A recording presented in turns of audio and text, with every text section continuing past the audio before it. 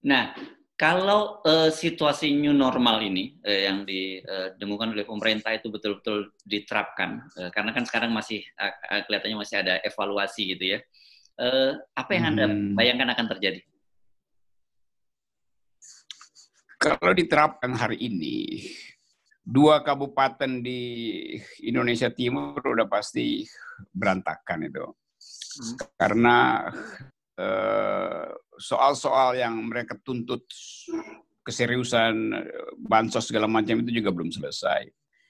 Kalau itu diterapkan, maka Anies akan sebagai gubernur DKI akan melakukan perlawanan naratif lagi itu, dan ini akan memusingkan lagi karena kita baca sinyal-sinyal itu setiap hari ada semacam pembangkangan sosial berskala besar dari pimpinan-pimpinan daerah PSBB.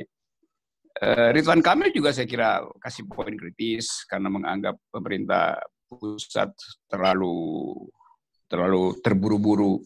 Jadi semua kita tahu bahwa yang sedang dilakukan adalah pemaksaan new normal. Dan pemimpin lokal tahu bahwa pemaksaan itu tidak mungkin kami lakukan, kami jalankan. Karena laporannya kan ada di mereka. Nah, oleh karena itu kemarin akhirnya siapa itu orang istana bilang, udah kami serahkan pada gubernur. Gubernur akan serahkan pada bupati. Bupati serahkan pada camat untuk menentukan mana yang merah, mana yang kuning, mana yang biru. Nah itu artinya tidak ada new normal. Karena new normal itu harus keputusan nasional. Jadi kalau new normal di satu kabupaten, di kabupaten yang lain bilang kami nggak mau new normal. Apa yang normal di situ? Kan tetap kabupaten A dan kabupaten B tidak bisa saling bertemu kan. Jadi nggak ada new normal sebetulnya. Jadi salah paradigma lagi. New normal seolah-olah itu lokasi-lokasi. Bukan. New normal itu data nasional mengatakan new normal. Nah desa yang terpencil di tengah Kalimantan, ya dari awal dia udah normal karena memang nggak sampai di situ COVID-nya kan. Karena itu data nasional mesti diperlihatkan supaya ada alasan untuk new normal. Nggak ada istilah new normal DKI, new normal Bekasi. Kalau nggak nanti new normal per RT jadinya kan. Kacau. Ya. Nah,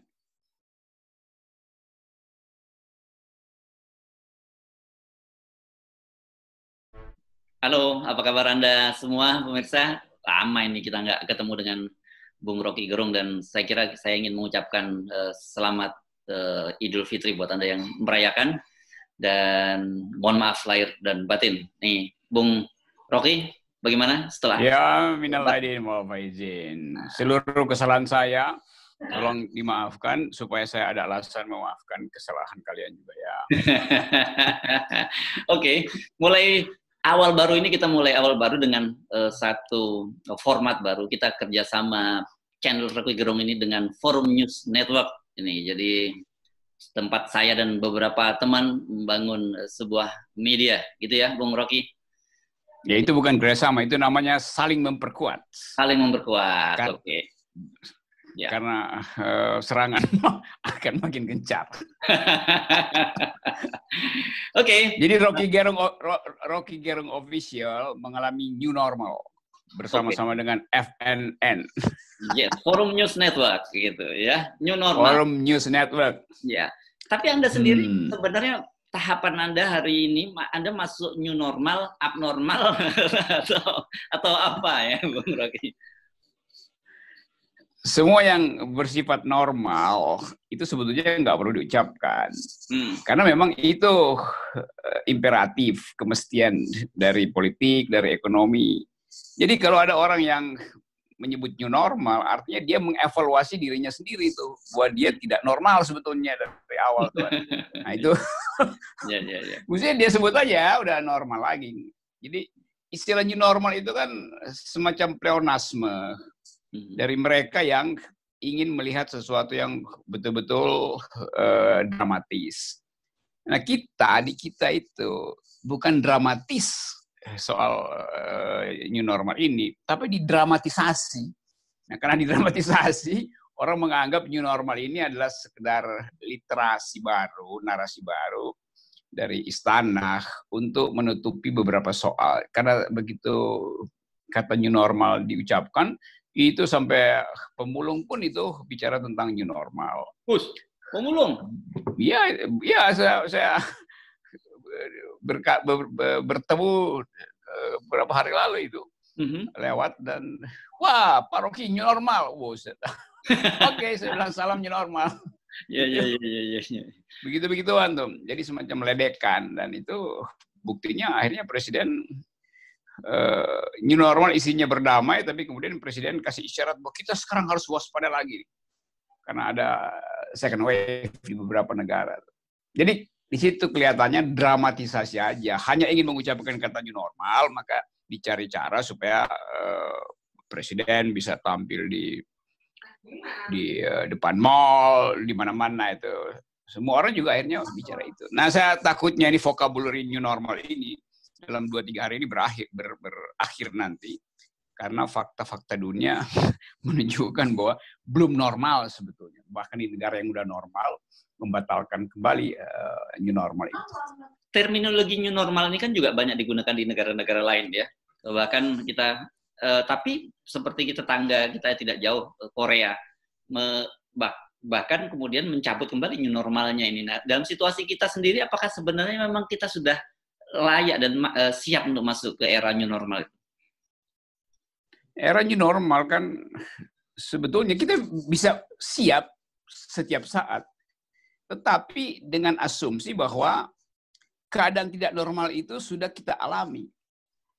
Puncaknya tuh. Kan semua tergantung pada kita udah klimaks atau belum gitu supaya bisa masuk pada new normal. Nah, sekarang pemerintah belum punya data tentang klimaksnya, tiba-tiba bikin new normal.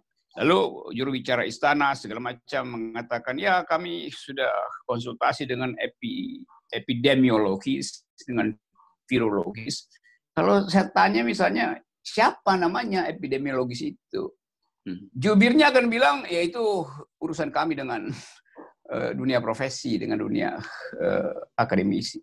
Loh, ini adalah pandemi, semua orang ingin tahu epidemiologisnya disewa atau sekedar epidemiologis yang menjalankan survei, bahkan surveinya kualitatif. Kan banyak sekarang kebijakan pemerintah hanya didasarkan pada survei yang dipesan. Jadi bisa dimainkan angkanya. Kan kita mesti tahu siapa epidemiologisnya.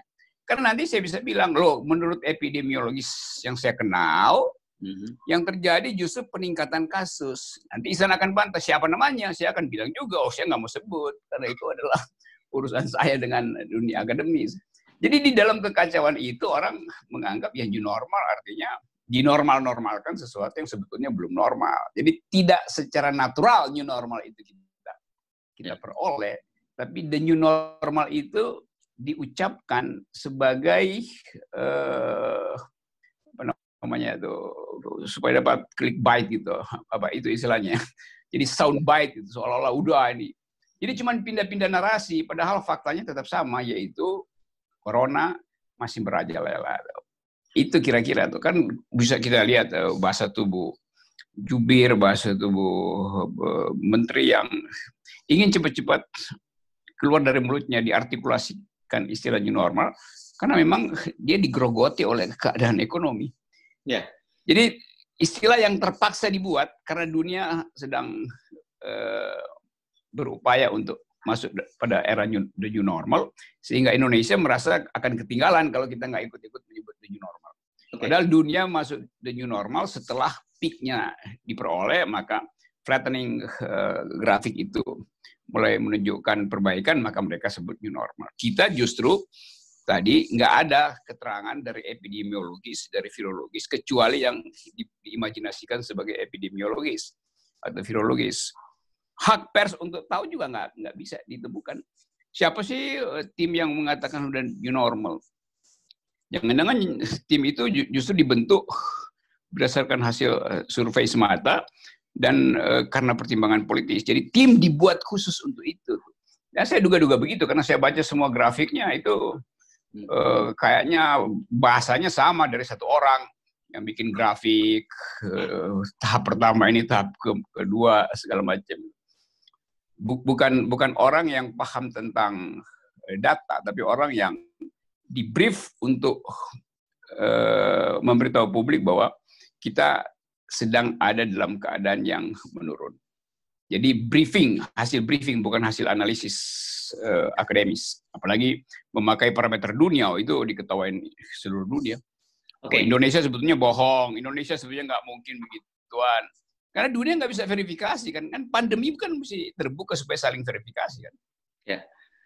Ya, jadi kalau kita sekarang coba ikuti cara berpikir pemerintah deh ya, Bung Rocky. Iya. Kan mereka kelihatannya mempromosikan atau mengenalkan new normal ini dalam rangka mereka melihat bahwa ekonomi babak belur juga nih kalau terus-terusan seperti ini kan gitu.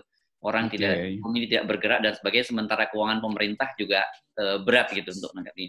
Jadi artinya mereka kelihatannya ingin supaya ekonomi rakyat bergerak, dengan begitu beban pemerintah kan semakin berkurang gitu ya.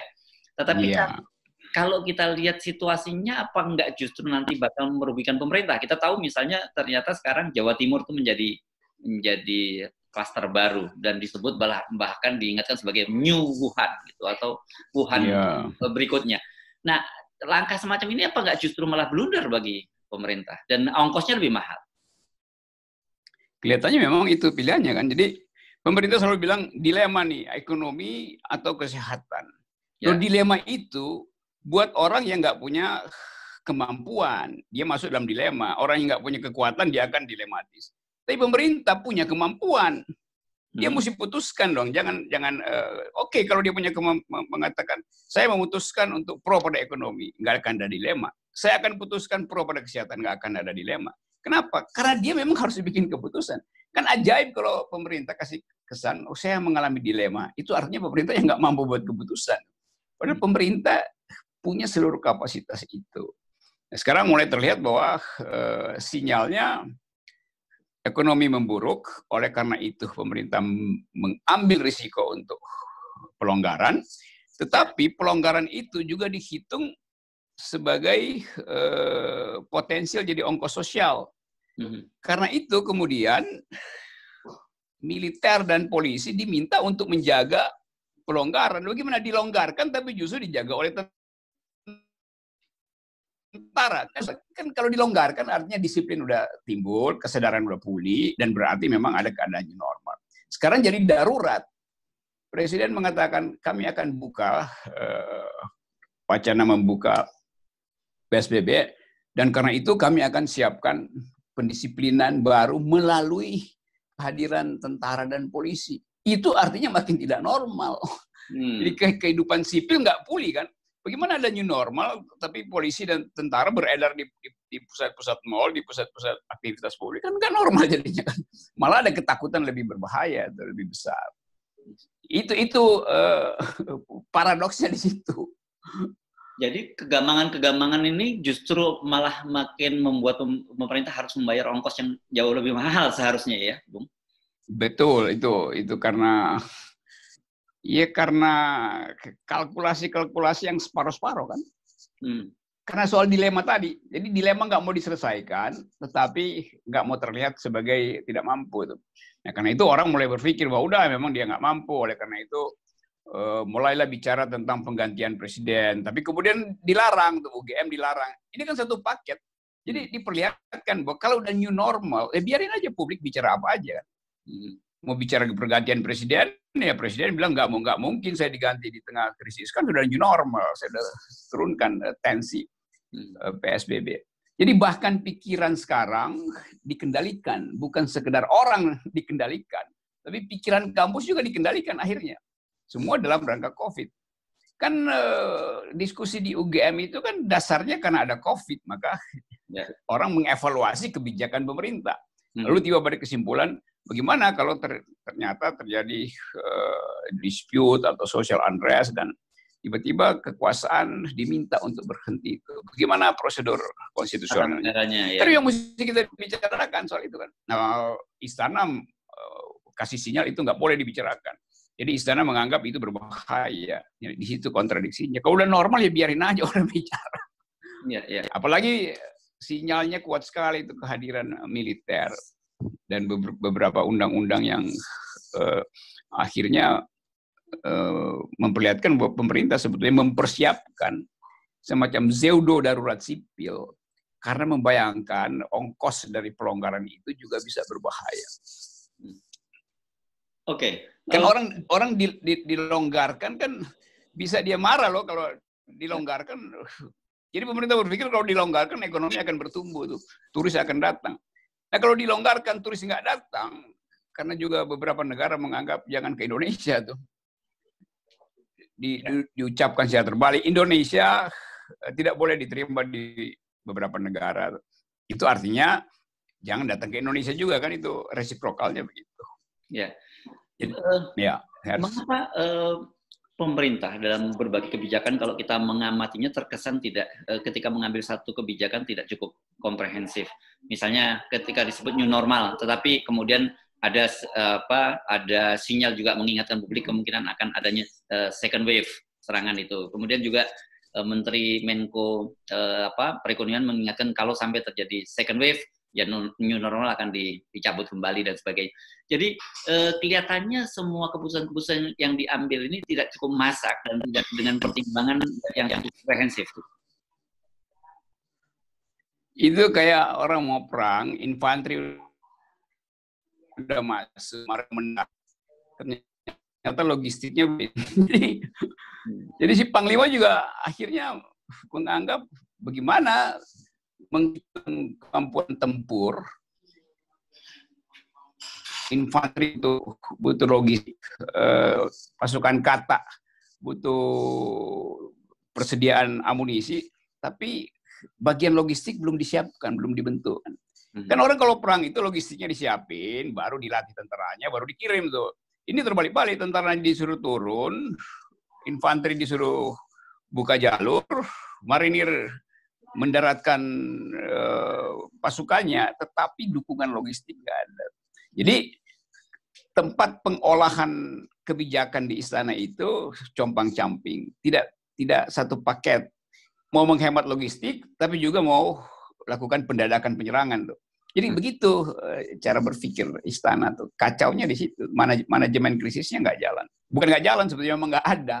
Karena dari awal nggak ada pusat perhatian apa yang mesti dilakukan.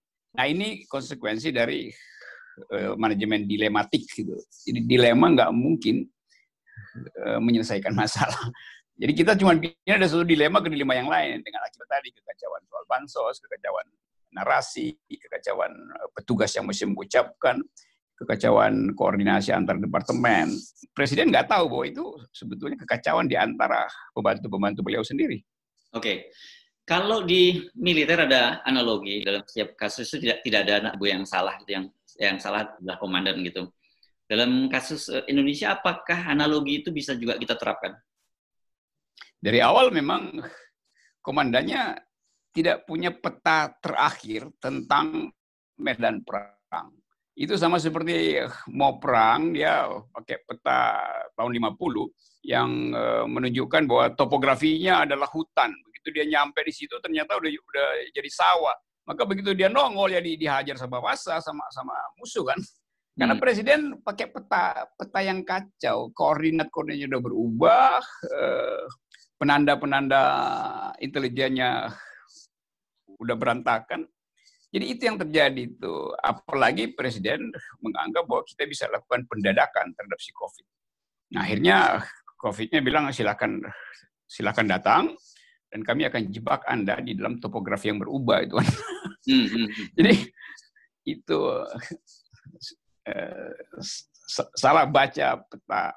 Helikopter diturunkan, dipikir turun di hutan, ternyata turunnya di tengah lapangan bola karena hutannya udah jadi lapangan bola. Nah, kenapa? Karena petanya peta lama. Tuh. Begitu juga yang terjadi sekarang. Itu semua terjadi karena koordinasi datanya tidak jalan. Jadi radar tempurnya dikacaukan oleh informasi yang berantakan dari dari ronda-ronda yang nggak jelas. Ya. Apalagi yang di depan influencer, yang di depan adalah buzzer. Jadi presiden dapat umpan balik tentang strategi melalui buzzer, melalui influencer kan. Ajaib. Nah, Kalau situasi new normal ini yang didengungkan oleh pemerintah itu betul-betul diterapkan, karena kan sekarang masih kelihatannya masih ada evaluasi gitu ya. Apa yang Anda bayangkan akan terjadi? Kalau diterapkan hari ini, 2 kabupaten di Indonesia Timur udah pasti berantakan itu. Karena soal-soal yang mereka tuntut keseriusan bansos segala macam itu juga belum selesai. Kalau itu diterapkan, maka Anies akan sebagai gubernur DKI akan melakukan perlawanan naratif lagi itu, dan ini akan memusingkan lagi karena kita baca sinyal-sinyal itu setiap hari ada semacam pembangkangan sosial berskala besar dari pimpinan-pimpinan daerah PSBB. Ridwan Kamil juga saya kira kasih poin kritis karena menganggap pemerintah pusat terlalu terburu-buru. Jadi semua kita tahu bahwa yang sedang dilakukan adalah pemaksaan new normal. Dan pemimpin lokal tahu bahwa pemaksaan itu tidak mungkin kami lakukan, kami jalankan. Karena laporannya kan ada di mereka.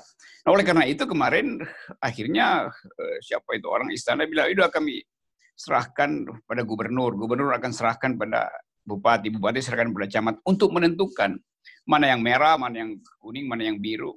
Nah itu artinya tidak ada new normal. Karena new normal itu harus keputusan nasional. Jadi kalau new normal di satu kabupaten, di kabupaten yang lain bilang kami nggak mau new normal. Apa yang normal di situ?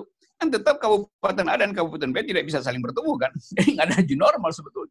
Jadi salah paradigma lagi. New normal seolah-olah itu lokasi-lokasi. Bukan. New normal itu data nasional mengatakan new normal. Nah desa yang terpencil di tengah Kalimantan, ya dari awal dia udah normal karena memang nggak sampai di situ COVID-nya kan.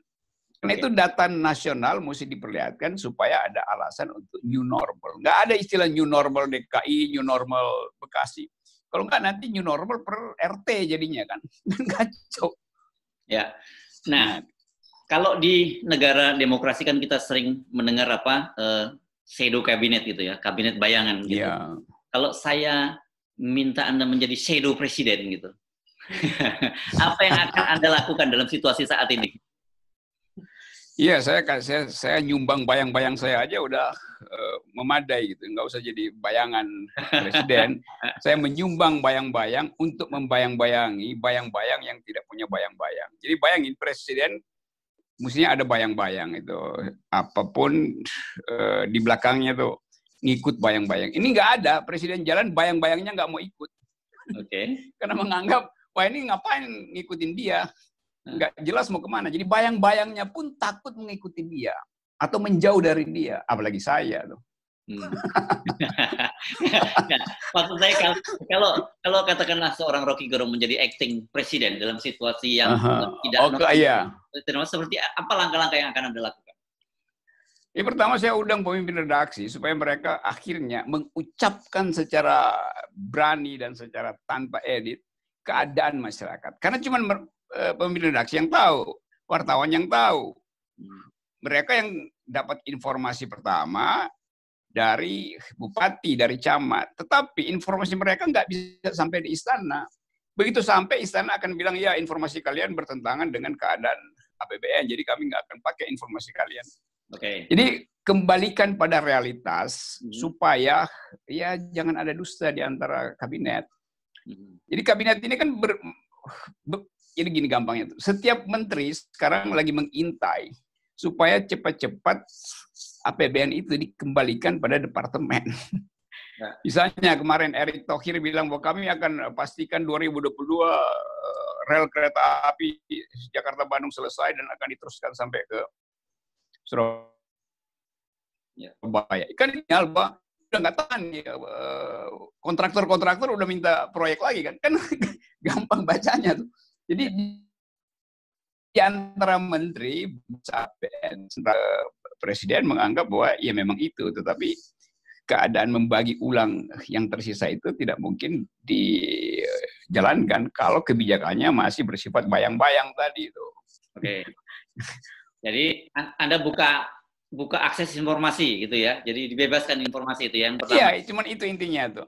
Oh, intinya itu saja ya. Supaya hanya itu, ini semuanya terjadi karena kemacetan informasi yang disebabkan karena pengendalian informasi kan. Jadi sekaligus membuka demokrasi itu. Nah, kita baca di dalam analisis dunia, negara-negara yang terbuka informasinya demokrasi lebih mudah COVID ini ditangani itu. Itu udah diterbitkan dalam 2 hari ini semua pers dunia buat statistik itu. Negara yang demokratis justru lebih mudah dan lebih mampu untuk meyakinkan publik. Jadi selama informasi tertutup, kecurigaan publik jalan terus. Dan udah 2 bulan publik udah tahu bahwa ini istana itu isinya adalah konspirasi kebohongan aja, soal data bolak-balik, soal koordinasi, soal uang ada apa nggak ada. Jadi demokrasi sebetulnya adalah vaksin publik untuk menangani ini.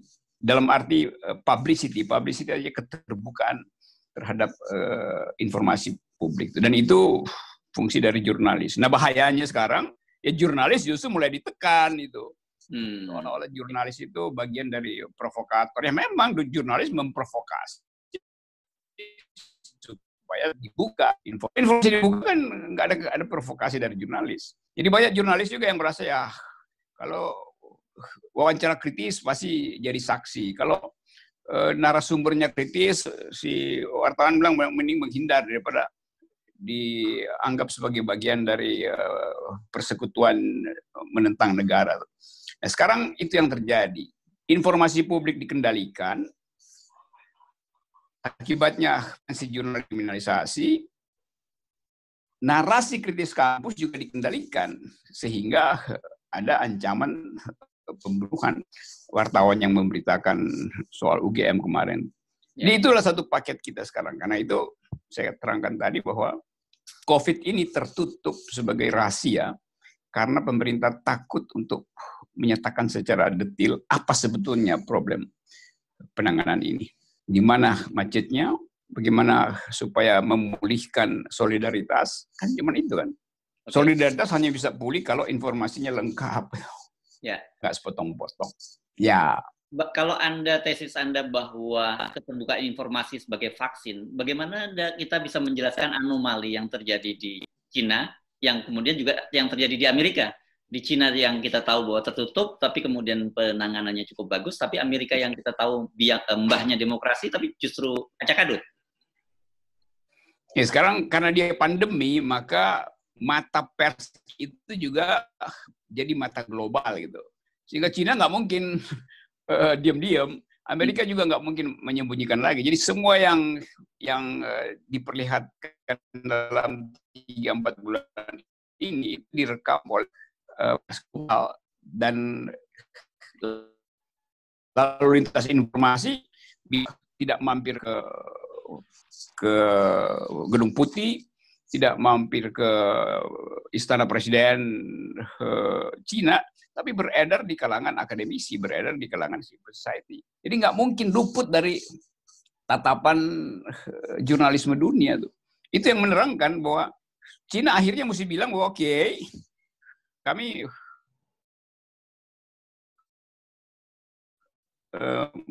dan yang disebut second wave. Amerika juga begitu akhirnya kan. Bahwa reaksi publik menjadi sangat keras karena dianggap bahwa kalau memang mau dilonggarkan oleh Donald Trump, ya longgarkan aja.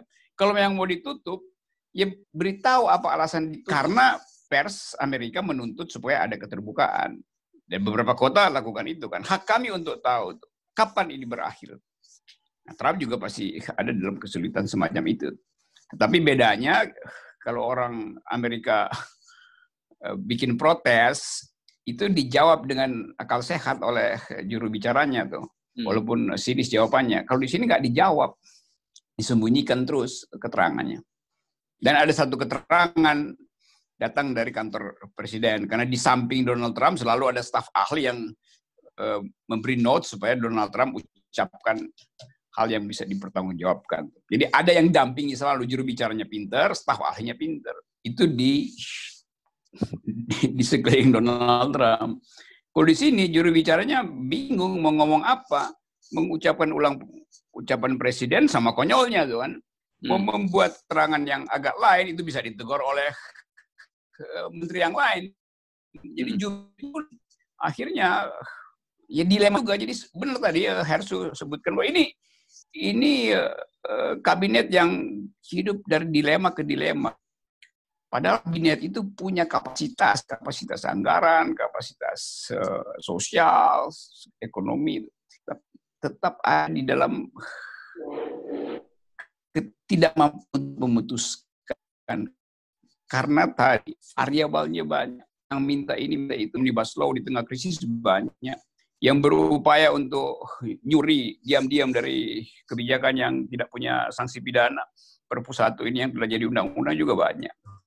Itu bedanya negara demokratis, dia nggak punya problem semacam ini. Nggak ada problem semacam ini dalam pemerintahan negara-negara demokrasi. Anda yakin kalau keterbukaan itu dibebaskan oleh pemerintah, itu akan menjadi salah satu vaksin yang cukup mujarab untuk menangani pandemi di Indonesia saat ini? 3 bulan lalu saya yakin, 3 bulan lalu. 3 bulan. Kalau sekarang ya pemerintah tahu bahwa itu dia akan dihajar balik karena terlalu lama. Jadi kekuatan-kekuatan politik non partai yang beroposisi akan mengeksploitasi kelemahan ini. Kan membuka sekarang artinya justru membuka kelemahan. Jadi akhirnya pemerintah terjebak lagi di situ tuh. Ya. Kalau partai yang bisa dikendalikan, tapi civil society yang beroposisi kan nggak bisa dikendalikan lagi. Jadi saya anggap bahwa ya udah ini kita bersiap-siap aja. Saya setuju untuk mulai memikirkan kemungkinan ada perubahan politik di tingkat atas itu. Dan itu adalah pelepasan energi. Jadi kalau presiden bilang, oke, saya reshuffle 3 menteri, ya mungkin itu akan sedikit melonggarkan ketegangan. Tapi kemudian publik akan tuntut lagi. Ya kalau udah menteri ya kenapa nggak saudara sendiri saja yang menyatakan bahwa saya mereshuffle kedudukan saya sebagai presiden. Baik. Oke. Gitu, jadi. Oke, terima kasih Rocky Gerung. Kita sampai ketemu lagi.